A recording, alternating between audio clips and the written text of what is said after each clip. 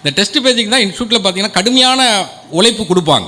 ஒரு ஆள் ரெடி பண்ணுவாங்க, ஒரு ஆள் பிரிண்ட் அடிப்பாங்க, நிறைய ஒர்க் இருக்கும். அது பேக்ரவுண்ட் இருந்துட்டு போது. இந்த டெஸ்ட்டு தான் வெரி இம்பார்ட்டன்ட் காம்படிட்டிவ் எக்ஸாம். ஒரு ஓட்டப்பானையில் தண்ணி பிடிக்கிற மாதிரி ஒரு டெஸ்ட்டு போடும்போது ஒரு ஏரியாவில் அடி வாங்குவீங்க, அப்புறம் அந்த ஏரியாவை ஸ்ட்ராங் பண்ணுவீங்க, இன்னொரு ஏரியாவில் அடி வாங்கும், அப்புறம் அந்த ஏரியாவை ஸ்ட்ராங் பண்ணுவீங்க, வேற ஒரு ஏரியாவில் அடி விழும். இப்படி ஒவ்வொரு ஏரியாவாக அடி விழும், கடைசியில் தண்ணி நிறைஞ்சிடும்.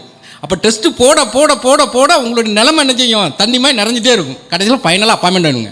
டெஸ்ட்டு போடலைன்னா இந்த ஃபீல்டில் வந்து சக்ஸஸ் பண்ணுறது கொஞ்சம் கஷ்டமாக இருக்கும். அதனால் இந்த டெஸ்ட்டுங்கிறது முக்கியமான வேலை. இப்போ இந்த மூணுமே உங்களுடைய வாயிலிருந்து வந்த வார்த்தைகள் தான். நான் அதுக்குன்னு ப்ரிப்பேர்லாம் பண்ணலை.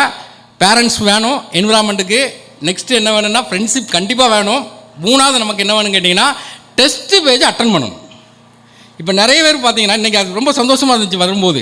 என்னடா கூட்டம் கம்மியாக இருக்குது அப்படின்னு சொன்னேன். சார் நாளைக்கு டெஸ்ட்டு வச்சுருக்கீங்க, எல்லாருமே டெஸ்ட்டுக்கு படிச்சுட்டு இருக்காங்க,